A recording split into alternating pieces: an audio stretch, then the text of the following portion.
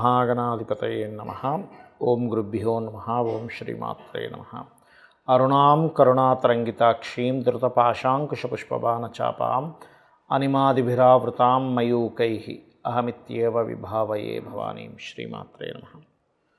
వాస్తుశాస్త్రంలో మన జాతచక్రంలో ఉండే కాంబినేషన్కి వాస్తుకి ఉన్నటువంటి లింకు, మనకి జాతకపరంగా ఎదుగుదల లేదు అంటే మనం పూర్వజన్మల్లో చేసుకున్నటువంటి కర్మ ఆధారంగా జాతకచక్రం నిర్మితమవుతుంది.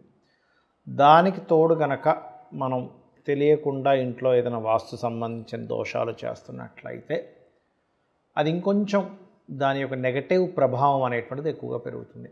కాబట్టి మనం ఎటువంటి ఇబ్బంది పడుతున్నప్పుడు వాస్తులో ఎటువంటి జాగ్రత్త తీసుకోవాలి అనే విషయాల్ని ఒక్కొక్కటిగా మనం చెప్పుకుందాం. అయితే ఈ యొక్క అంశాలు చెప్తుంది నేనైనప్పటికీ కూడా చెప్పిస్తుంది సాక్షాత్ లలిత అమ్మవారిగా భావిస్తూ ఒక్కొక్కటిగా తెలుసుకుందాం. చాలామందికి వివాహ సంబంధించిన విషయంలో దోషం ఉంటుంది. దీనికి కారణం ఏమిటి అంటే సప్తమ స్థానము.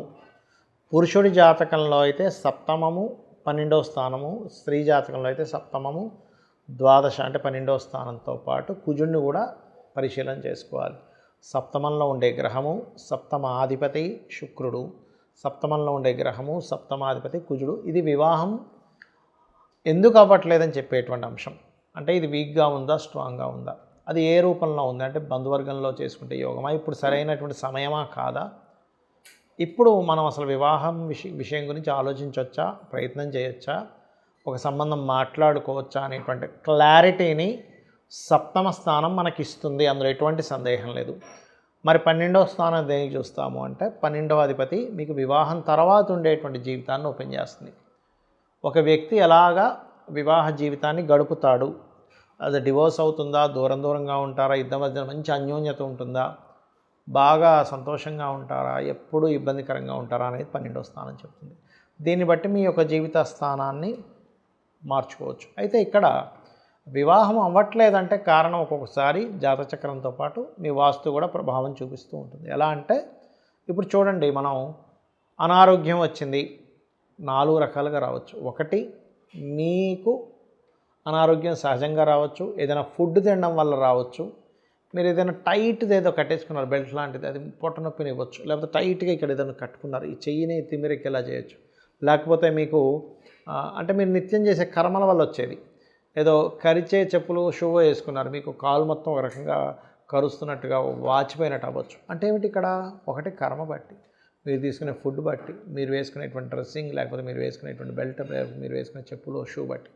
అంటే ఏంటి, ఇక్కడ మనకు ఒకే రూపంలో రాదు. మీ జాతక చక్రంలో బాగున్నప్పటికీ అది కొంత సపోర్ట్ చేస్తుంది, అందులో ఎదురుంటే డౌట్ లేదు. కానీ మీ జన్మజాతకంలో 6th లార్డ్ యాక్టివ్ అయ్యో అలా ఉన్నప్పుడు హెల్త్ ఎలా ఇబ్బంది వస్తుందో, అలాగే మీ జాతకంలో సప్తమం బాగోనప్పుడు, సప్తమాధిపతి బలహీనంగా ఉన్నారు, దీంతోపాటు వెళ్ళి ఆగ్నేయం దోషం ఉన్న ఇంట్లోకి వెళ్ళి కూర్చున్నారు, అంటే ఆగ్నేయంలో నీరున్నాయి, ఆగ్నేయం చాలా చిన్నగా ఉంది, ఆగ్నేయంలో డ్రైనేజ్ పెట్టుకున్నారు తెలియక, లేకపోతే ఆగ్నేయంలో ఉండేటువంటి మెట్లు వెళ్ళి గోడకి టచ్ అయి ఉన్నాయి, ఆగ్నేయం కింద మెట్ల కింద బాత్రూమ్ కట్టుకున్నారు, ఇవన్నీ కూడా వివాహం అవ్వకుండా ఆపుతూ ఉంటాయి. అలాంటప్పుడు పర్ఫెక్ట్గా అది ఏ జోన్లో వచ్చింది అంటే ఈ రకంగా మనం ప్లానింగ్ పెట్టుకొని శక్తి చక్రాన్ని అప్లై చేసుకొని ఎగ్జాక్ట్లీగా అది ఆగ్నేయం ఉందా లేదా, ఆగ్నేయం ఉంటే అక్కడ ఏం తప్పు చేశాము, ఒకవేళ వాష్రూమ్ కట్టుకున్నట్లయితే దానికి ఎటువంటి రెమెడీ చేసుకోవాలి, చిన్న మెటల్ పట్టీతో ఎలా చేసుకుంటే ఆగ్నేయ దోషం పోతుంది. ఎందుకంటే కొంతమందికి చాయిస్ ఉండదు, ఇంకో దగ్గర మార్చుకునే ఛాన్స్ ఉండదు, అప్పుడు మీరు ఈ రకంగా కూడా చేసుకోవచ్చు.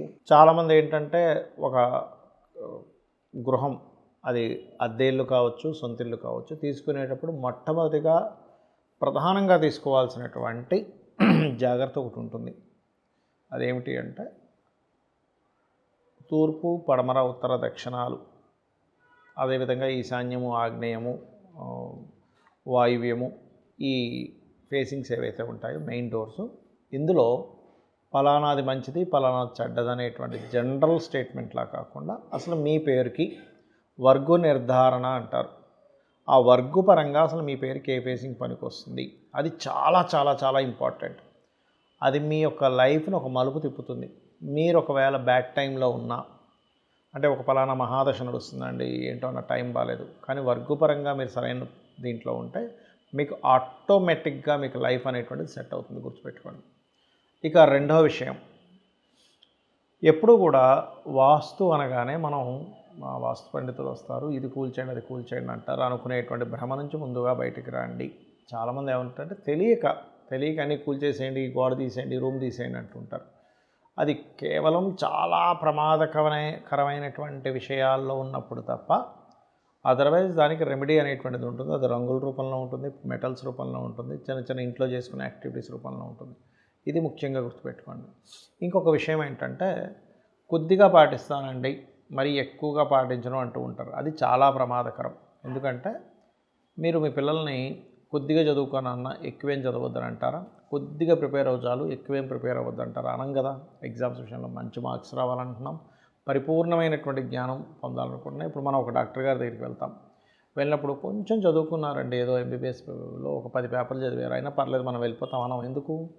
పూర్తిగా తెలిసిన డాక్టర్ దగ్గరికి ఎలా వెళ్తాం అనుకుంటామో మనం కూడా వాస్తు గురించి పరిపూర్ణమైనటువంటి జ్ఞానాన్ని తెలుసుకోవాలి, గుర్తుపెట్టుకోండి. అలాగే ఇక్కడ మరొక విషయం ఏంటంటే ఇంట్లో ఎప్పుడూ కూడా నెగటివ్ ఎనర్జీ ఎక్కువగా ఉంటుంది. మీరున్న ఇంట్లో అనుకోండి, తెలిసిపోతుంది నెగటివ్ ఎనర్జీ ఉంది ఇంట్లో, పాజిటివ్ ఎనర్జీ ఉంది అనే విషయం ఎలా తెలుస్తుంది అంటే ఇంట్లోకి వెళ్ళగానే ప్రశాంతంగా అనిపిస్తుంది. అమ్మయ్య, నేను ఒక సేఫెస్ట్ జోన్లోకి వచ్చాననే ఫీలింగ్ వచ్చింది మీకు, నేను చాలా సురక్షితంగా ఉన్నాననేటువంటి ఫీలింగ్ ఉంది, నేను చాలా ప్రశాంతంగా ఉన్నానని ఫీలింగ్ ఉంది మీ ఇంట్లోకి మీరు వెళ్ళగానే అనగానే దట్ ఈజ్ పాజిటివ్ వైబ్రేషన్స్ మీ ఇంట్లో ఉన్నాయని అర్థం.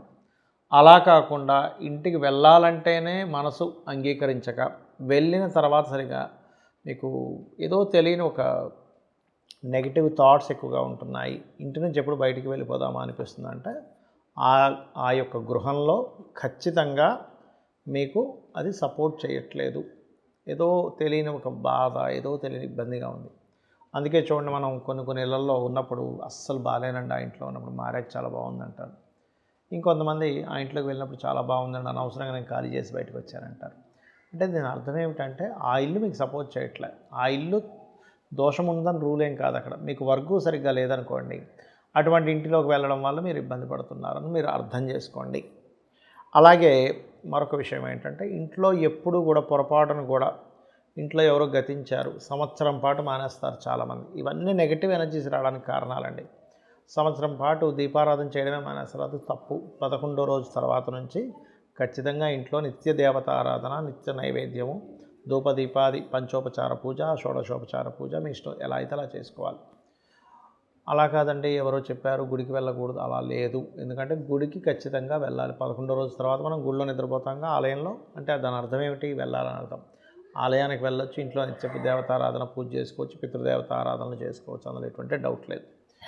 పెద్దవి కంకణాలు కట్టుకునేలాంటివి మీ ఇంట్లో వాళ్ళు, మీ సొంతం వాళ్ళ ఇంట్లో వాళ్ళు చనిపోతే తప్పితే బయట ఎవరో మీకు రిలేషన్ అవుతారు, అప్పుడు అస్సలు తప్పే లేదు. ఇంట్లో ఎటువంటివైనా సరే పూజాది కార్యక్రమాలు చేసుకోవచ్చు. అలాగే మరొక విషయం ఏంటంటే ఇంట్లో మీరు వీలైనంత మట్టుకు ఏదో ఒక స్తోత్రాన్ని పఠనం చేయండి. దాని ద్వారా ఇల్లు బాగా ఎనర్జైజ్ అవుతుంది. ఏదో ఒకటి విష్ణు సహస్రనామాల, శివ సహస్రనామాల, లలితా అమ్మవారి భక్తులైతే లలితా సహస్రనామాల, మెయిన్గా రోజుకు ఒక్కసారైనా సరే మీరు ఆ నామాలు చూడడానికి నామాలు కానీ మోస్ట్ పవర్ఫుల్ అవి. అదేవిధంగా ఇక్కడ ఇంట్లో కనీసం ఒక 6 నెలలకు ఒకసారి, 3 నెలలకు ఒకసారి, కనీసం సంవత్సరానికి ఒక్కసారి అయినా సరే ఏదైనా ఒక భజన లాంటిది కానీ, అంటే ఎక్కువ మనం ధనం ఎక్కువ ఖర్చు పెట్టి హోమాలు చేసుకోలేమన్నప్పుడు నలుగురిని పిలిచి ఒక భజనలాగా, లేకపోతే ఒక పారాయణము, లేకపోతే ఒక హోమము, లేకపోతే నలుగురిని పిలిచి ఏదైనా ఒక భోజనం పెట్టడమైనా చేయండి. అప్పుడు ఏమవుతుందంటే ఇంట్లో తెలియకుండానే ఒక పాజిటివ్ ఎనర్జీ అనేటువంటిది ఫామ్ అవుతుంది. శ్రీమాత్రే నమః.